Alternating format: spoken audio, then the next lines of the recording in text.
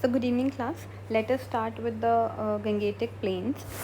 As we move southwards from the Himalayas, we reach vast and fertile Gangetic Plains. These plains have been an important part of the history and civilization of India. ये हिमालय है. हिमालय की जो last वाली range है शिवालिक, जैसे ही वो ख़त्म होती है ना, वी गेट यहाँ पर उसके बाद क्या आ जाता है, Gangetic plains. These plains are nourished by mighty rivers originating from the Himalayas, providing a vital lifeline, water. The Ganga, Indus, the Brahmaputra river systems, along with their extensive network of tributaries, enrich the soil with minerals, making the region highly fertile and ideal for agriculture. The rivers bring with them minerals that enrich the soil, enabling abundant agriculture. The rivers are also a source for generating electricity. A large proportion of India's population lives in these plains. तो let us look at the picture. Ganga यहाँ पर है, फिर then we have Brahmaputra और right, then we have Yamuna. तो ये basic यहाँ पर रिवर्स क्या बना रही हैं, फर्टाइल प्लेन्स बना देती हैं. कैसे? क्योंकि ये पहाड़ों से जब नदियाँ बहती हैं तो उनके जो भी सेडिमेंट्स होते हैं, तो यहाँ पर ये इतने टाइम से ये बहती आ रही हैं उधर से, तो यहाँ पर सेडिमेंट्स का क्या बन गया, प्लेन्स बन गए. तो जो सॉइल है वो फर्टाइल है, तो उससे क्या होता है, बहुत ही अच्छा एग्रीकल्चर होता है यहाँ पर. और जो रिवर्स हैं, इससे हम क्या करते हैं, इलेक्ट्रिसिटी भी जनरेट कर सकते हैं. कि यहाँ पर कुछ पिक्चर्स हैं प्लेन्स की, कि यहाँ पर एग्रीकल्चर प्रैक्टिस हो रही है, मल्टी क्रॉपिंग हो रही है उत्तर प्रदेश में. जो वुमेन हैं वो पैडी फील्ड में काम कर रही है. पैडी किसको बोल रहे हैं हम, राइस को भी पैडी बोलते हैं, ठीक है. और aerial view of Delhi with the river Yamuna on the top right, तो आप वो देख सकते हैं. तो this is all about pictures of the plains, ठीक है.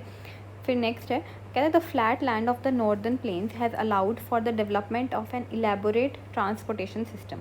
तो कहते हैं प्लेन्स हैं तो फ्लैट है ना लैंड, कोई पहाड़ तो है नहीं कि यहाँ पर बहुत मुश्किल से रोड्स बन सकती हैं या मुश्किल से रेलवे नेटवर्क बनेगा. नहीं, it is easy to build up transport network here. कहते हैं roads and railway networks facilitate the movement of people and goods over long distances. As you will see in the tapestry of the past chapters, the Ganga, the Brahmaputra and other rivers have been used for millennia for travel and trade. तो कहते हैं transportation system बहुत अच्छा है, जिससे movement बहुत आसानी से लोग कर पाते हैं. तो कहता है हम पास्ट के चैप्टर्स या हिस्ट्री पढ़ेंगे हम, तो हम देखेंगे कि जो गंगा और ब्रह्मपुत्र हैं, रिवर्स हैं, ये बहुत ज़्यादा पास्ट से यूज़ करी गई हैं ट्रैवल के लिए, ट्रेड के लिए. रिवर्स को यूज़ बहुत ज़्यादा तरीके से किया गया है. ओके, तो मूविंग अहेड, कहता है most rivers are named after goddesses, Ganga, Yamuna, Kaveri, etc. The name Brahmaputra, however, means the son of Brahma. The river gets bigger during summer instead of drying up. Can you guess why? कहता है summer में जो Brahmaputra river है, ठीक है, जो कि हमने पिक्चर में देखा, वेयर इज़ द ब्रह्मपुत्र, किधर है, ये यहाँ पर आप गंगा देख सकते हैं, इधर से आप देखें, इधर नॉर्थ ईस्ट की तरफ वी हैव ब्रह्मपुत्र हियर, ठीक है. तो फिर वो बोल रहा है कि समर में ये रिवर मतलब इतनी ज़्यादा कैसे भर जाती है, क्यों? क्योंकि इसके दो रीज़न भी हो सकते हैं. पहला तो ये कि माउंटेन से स्नो पिघलती है, तो इस रिवर में सारा पानी आ जाता है, माउंटेन से निकल के आता है, तो यहाँ पर बहुत ज़्यादा पानी हो जाता है. सेकंड ये है कि समर में जब मानसून रीजन होता है तो यहाँ पर बहुत ज़्यादा बारिशें भी होती हैं ना, तो बारिशों से के कारण भी यहाँ पर ये रिवर बहुत ज़्यादा इसमें पानी होता है. प्रोजेक्ट टाइगर नाम का हमने एक प्रोजेक्ट स्टार्ट किया था, जिससे उसका मोटिव क्या था कि हम टाइगर्स को बचा पाएँ, ठीक है. वो क्योंकि टाइगर्स एक्सटिंक्ट हो रहे थे, इसलिए प्रोजेक्ट टाइगर स्टार्ट किया गया. सो this is basically again the pictures हैं. फिर उसके बाद हम देख सकते हैं द ग्रेट इंडियन डिजर्ट और थार डिजर्ट. कहता है if you move westward on the map you will notice a yellowish area. The area is the Thar desert. What do you see? A vast stretch of golden dunes, rugged terrain and a wide open sky. कहता है what is the shape of a sand dune? While mountains are made up of rocks and their shape is fixed, why do you think sand dunes also have a similar shape even though they are made up of sand? आप यहाँ देखें कि ये Thar desert mark किया गया ना, this yellow area. So this is all about desert area. यहाँ पर वेजिटेशन बहुत कम होती है, ठीक है. Now the question arises what is the shape of sand dune while mountains are made up of rock and their shape is fixed. जैसे कि हम माउंटेन्स देखते हैं, हिमालयाज वगैरह, वो तो बहुत मतलब उससे बने होते हैं, रॉक से, है ना, सॉलिड रॉक से. तो कहता है उसका क्या कहते हैं, इमेज तो हमें समझ आता है कि वो हार्ड रॉक से बने होते हैं और उनकी शेप ऐसी होती है माउंटेन्स की. कहता है why do you think sand dunes also have a similar shape even though they are made up of sand. पर कहता है जब थार डिजर्ट में देखते हैं तो मिट्टी होती है, रेतली होती है, उसमें कोई रॉक्स वगैरह नहीं होते, बट कहता है फिर भी उनके सैंड ड्यून्स की शेप ऐसे क्यों होती है? क्योंकि विंड इसका बहुत मेजर रीज़न है। Let's move ahead. कैसे है? कहता है sand dunes are formed when the wind shifts and shapes the sand into a hill like formation, sometimes these rise as high as 150 metres. कैसे? क्योंकि डेजर्ट एरिया में बहुत ज़्यादा तेज़ तेज़ हवाएं चलती हैं, तो फिर सॉइल जो सैंड है वहाँ से तो इतनी तेज़ हवा चलती है कि एक जगह से सैंड इरोड होती रहती है और दूसरी जगह पे डिपॉजिट होती रहती है। ठीक है, so we get these kind of shapes. ठीक है, ऐसे करके, इसलिए वहाँ पर हिल लाइक फॉर्मेशंस बन जाते हैं। कहते हैं Thar is a vast arid region, most of it lies with in India, spanning the states of Rajasthan, Gujarat, Punjab and Haryana. कहता है हमारा जो थार डिज़र्ट है वो इन 4 स्टेट्स में फैला हुआ है। ठीक है, कहते हैं the desert acts as a natural barrier due to hard conditions that deter human and animal movement including very high day time temperature and cold nights. कहते हैं दिन में इतनी गर्मी होती है और रात में बहुत ज़्यादा सर्दी होती है। ठीक है, as well as lack of access of water. तो वहाँ की जो क्लाइमेटिक कंडीशंस हैं या फिर जिस तरह की वहाँ की कंडीशंस रहती हैं उस तरीके से वहाँ के लोग ढले हुए होते हैं। ठीक है, people living in the Thar have adapted their way of life to the place and where it what it offers. Food habits, clothing and lifestyle are suited to these hard conditions. कहता है उनकी फूड हैबिट्स, उनकी clothing, उनका lifestyle उसी तरीके से बना होता है जैसे थार डिज़र्ट है और उनकी कंडीशन है। आप ये देख सकते हैं कि वुमेन फैच करती हैं वाटर, मतलब बहुत दूर दूर कुएँ वगैरह होते हैं वहाँ से भर के आज भी लेके आती हैं। And second is a picture of rain water harvesting structure, जिसको हम टंका भी बोलते हैं।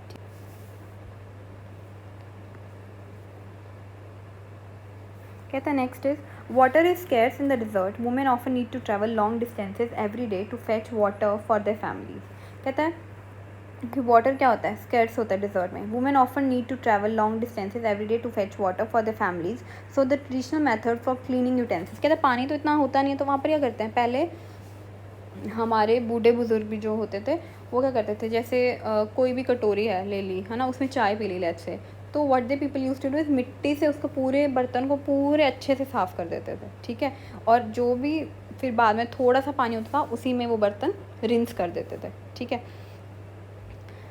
A little water can be used for light rinse. The water used for rinsing is reused for purposes like watering a plant. So the next time you leave the tap running, remember the people of the Thar Desert.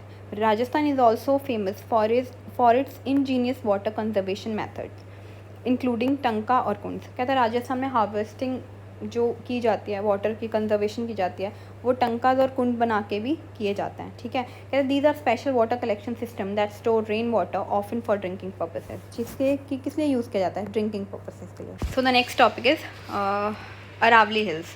Let's go back to the map, trace your path slowly from the Thar desert towards east. यदि west में हमारे पास Thar dessert है तो कहते हैं थोड़ा सा east में जाते हैं तो what we get is Aravali's. Okay. Do you see Aravali Hills? Let's see this picture.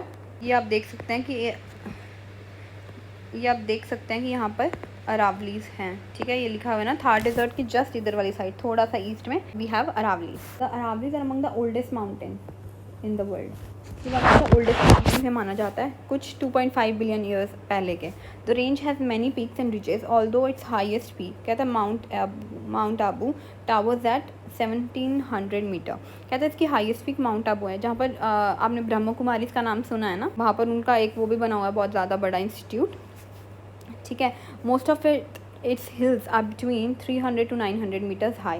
Isn't it fascinating that a drive of about 4.5 hours can take us from Mount Abu in the Aravallis to Jodhpur in the Thar Desert. मतलब 4 घंटे का ही रास्ता है, हम अरावली से सीधा dessert की तरफ जा। कहता है look at the political map in the textbook and identify the states that the range span. Did you see Delhi, Rajasthan, Haryana and Gujarat. कहता है जो अरावली हिल्स हैं वो इन 4 स्टेट्स में फैली हुई हैं। लुक एट दिस, लाइक थोड़ा गुजरात में है अरावलीज का हिस्सा, फिर we have in Rajasthan, then we have in Haryana and थोड़ा सा दिल्ली की तरफ भी इंक्लाइंड हुआ है। तो फिर वो कह रहा है कि the Aravallis play a vital role in shaping the geography and climate of the northwestern India. One of its most important functions is acting as a natural barrier, preventing the Thar Desert from expanding further eastward. You will read more about this later. कैसे मान लो ये Thar dessert है इधर, ठीक है, तो यहाँ पर थार डिज़र्ट है, तो यहाँ पर उसके ईस्ट में हमारे पास अरावलीज़ है। कहता है यदि अरावलीज़ नहीं होती ना तो थार डेजर्ट पता नहीं कितना ही फैल जाता, और यदि थार डेजर्ट ज़्यादा होता तो ऑब्वियस है कि वेजिटेशन नहीं होती, ग्रीनरी नहीं होती, बहुत ही रफ सा क्लाइमेट होता हमारे पास। Okay, so it is a major factor in shaping the geography north western India की। कहते the Aravalli is rich in minerals like marble, granite, zinc and copper have supported mining and construction activities for centuries. In fact, evidence from its ancient mines at Zawar has shown that over 8 centuries ago, Indians were the first in the world to master the delicate process of extraction of zinc. Historic forts such as Chittorgarh, Kumbhalgarh, Ranthambore are located here. कहता है जो अरावली है इसमें बहुत सारे minerals भी मिलते हैं, जैसे कि मार्बल, ग्रेनाइट, जिंक, कॉपर। और ये भी कहा जाता है कि इंडियंस पहले थे पूरी दुनिया में जिनको पता था कि जिंक को कैसे निकाला जाता है। एंड कुछ फेमस फोर्ट्स के नाम भी दिए गए हैं, जैसे कि चित्तौड़गढ़, कुंभलगढ़ और रणथंबोर, जो कि इधर ही लोकेटेड है। The peninsular plateau. A plateau is a landform that rises up from the surrounding land and has a more or less flat surface. Some of its sides are often steep slopes. ठीक है, तो plateau is something कि जैसे मान लीजिए surface है land का, तो थोड़ा सा ही ऊपर उठा हुआ, ठीक है, इसी के ऊपर मान लीजिए थोड़ा ऊपर सा उठा हुआ है, फ्लैट सरफेस ही होता है बस थोड़ा ऊपर उठा होता है सराउंडिंग वाले लैंड से, इस लैंड से थोड़ा ऊपर उठा हुआ। ठीक है, कहता है India has several plateaus, the most important one is the triangular peninsular area in the middle and south of the country. कहता है मान लीजिए कि इंडिया ये है, तो कहता है जो पेनिनसुलर प्लेट्यू है कहाँ है, कहता है in the middle and the south of the country. This is all about peninsular plateau. ठीक है, कहता है peninsula is a piece of land that is surrounded by water on 3 sides. कहता है ये कैसे सराउंडेड है 3 साइड से, कहता है यहाँ पर है इंडियन ओशन, यहाँ पर है बे ऑफ बंगाल, यहाँ पर है बे ऑफ बंगाल, और यहाँ पर क्या है अरेबियन सी। ठीक है, तो तीनों साइड पानी है, हम इसकी पिक्चर भी देख सकते हैं। तो peninsular plateau as you can see, ठीक है, यहाँ पर तीनों साइड इसके पानी है। It is also very old land formation since this region is a peninsula surrounded by water on all 3 sides by Arabian Sea, Bay of Bengal and the Indian Ocean. It is called Peninsular Plateau. ठीक है, the plateau is bordered by 2 mountain ranges, the Western Ghats and the Eastern Ghats. कैसे, कहते हैं मान लीजिए ये peninsula है हमारा, कहता है यहाँ पर इस साइड तो वेस्टर्न घाट्स हैं और कहता है यहाँ पर है ईस्टर्न घाट्स हैं। The Western Ghats are taller and run along the western coast like a wall with many beautiful waterfalls flowing down the steep sides during the monsoon season. कहता है ये वाले जो वेस्टर्न घाट्स हैं ना, ये लंबे हैं, ज़्यादा हैं, और run along the western coast, west coast की तरफ। ठीक है, और कहते हैं यहाँ पर बहुत सारे ब्यूटीफुल झरने हैं, वाटरफॉल्स हैं। ठीक है, और फिर आगे बोल रहा है the Western Ghats have been declared a UNESCO world heritage site. Western Ghats क्या डिक्लेयर की हैं यूएन की तरफ से, एक UNESCO world heritage site declare की है। They are home to many rivers and have a rich biodiversity. बहुत सारी रिवर्स यहाँ से फ्लो करती है, रिच बायोडाइवर्सिटी है, बहुत सारे एनिमल्स और प्लांट्स की वेराइटीज़ मिल सकती है हमें। कहता है the northern portion of Western Ghats are also called the Sahyadri hills. कहता है जो इसका यहाँ का ये नॉर्दर्न पोर्शन है ना, ये वाला, इसे क्या बोलते हैं, सह्याद्री हिल्स बोलते हैं। कहता है तो वेस्टर्न घाट्स का कहता है जो नॉर्दर्न वाला पार्ट आप देख सकते हैं ना यहाँ पर, this is all about hills and ranges. तो यहाँ पर जो नॉर्दर्न पार्ट है वेस्टर्न घाट्स का, ये है हमारे वेस्टर्न घाट्स, ये हमारे ईस्टर्न घाट्स, और यहाँ का इसका नॉर्थ वाला पार्ट है that is Sahyadri. The Eastern Ghats are lower and broken into smaller hills along the eastern coast. कहते हैं between these mountain ranges lie the Deccan plateau और vast area of flat highlands. कहते हैं rivers like Godavari, Krishna and Kaveri flows across the plateau from west to east. देखो Eastern Ghats हैं, ये broken है जैसे कि बताया गया है। ठीक है, आप देख सकते हैं, इट्स नॉट कॉन्टीन्यूस में नहीं है ये। ठीक है, जैसे नर्मदा और तापी रिवर आप देख रहे हैं, ये किधर जा रही हैं, वेस्ट की तरफ, और यहाँ पर गोदावरी, कृष्णा, महानदी ये किधर आ रही हैं, इन रिवर्स ये सारी ईस्ट की तरफ बह रही हैं। Okay, these rivers are important for farming and provide water to millions of people. ये इनके जो पानी है बहुत सारी खेती बाड़ी में या लोगों के लिए काम में यूज़ होता है। This plateau is rich in minerals, forest and fertile land making it vital for India's economy. It tilts a little to the east. कहता है ये ईस्ट की तरफ थोड़ा सा झुका हुआ है। कहता so a few of the rivers in this region flow towards the Bay of Bengal. East flowing rivers like Godavari, Krishna and Mahanadi originate here, providing water for farming, industries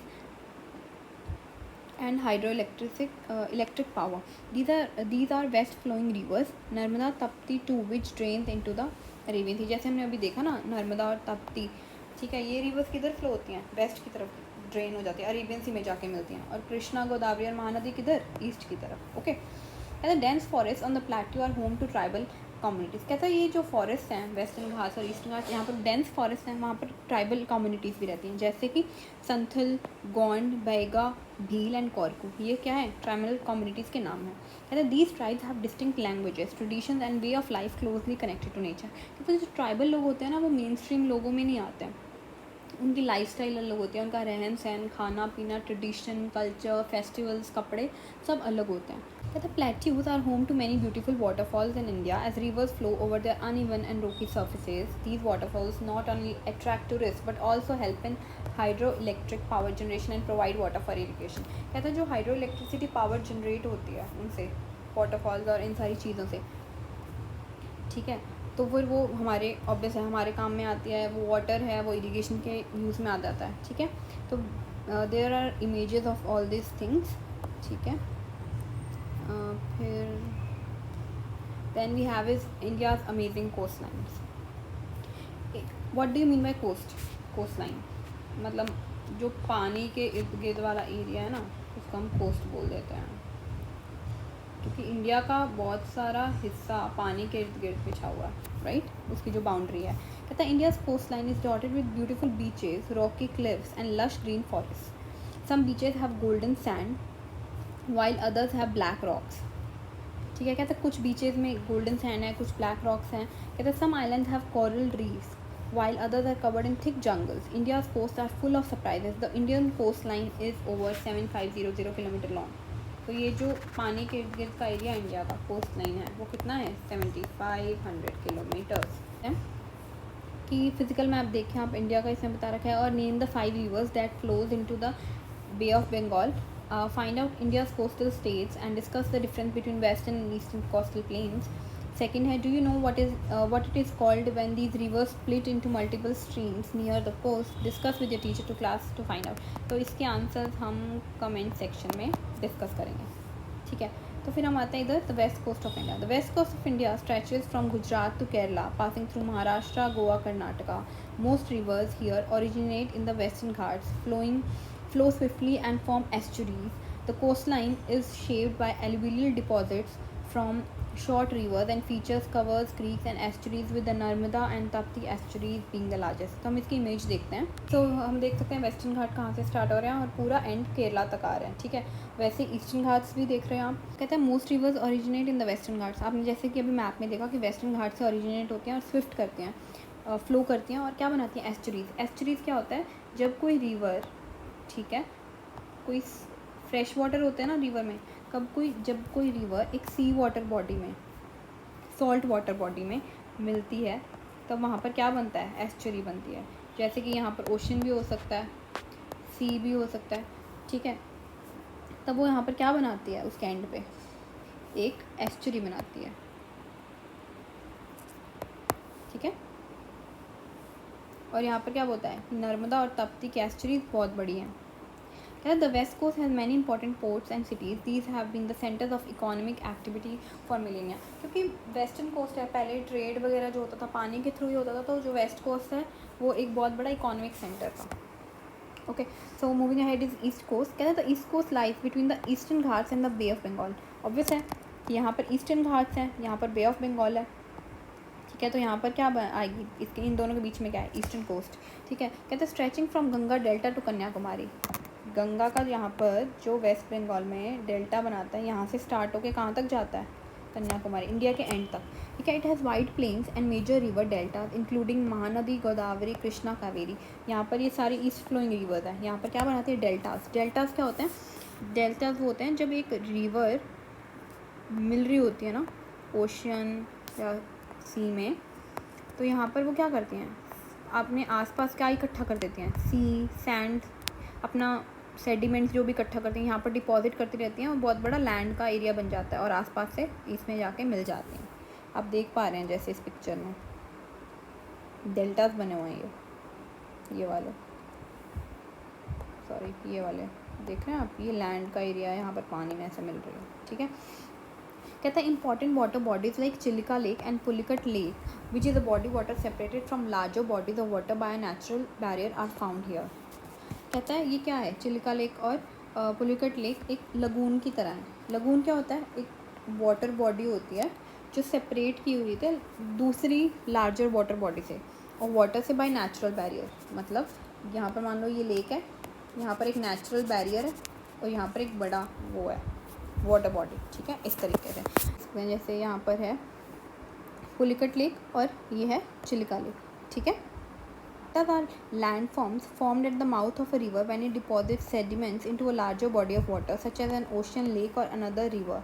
Over time these sediments build up forming a triangular or fan shaped area. आप देख सकते हैं ना, ये fan shaped area, ठीक है। The Godavari, Krishna, Kaveri and Mahanadi rivers create fertile deltas making the land ideal for farming. Indian islands refer to a group of islands scattered across the Indian Ocean, the Arabian Sea and the Bay of Bengal.